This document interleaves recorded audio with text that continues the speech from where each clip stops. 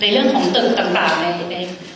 อาគារនៅក្នុងទីក្រុងបាងកកត្រូវបានសាងសង់លើពីស្តង់ដារកម្រិតទៅទៀតទោះបីជាការរញ្ជួយដីខ្លាំងជាងនេះក៏ដោយក៏អាគារទាំងនេះនៅតែអាចទប់ទល់បាន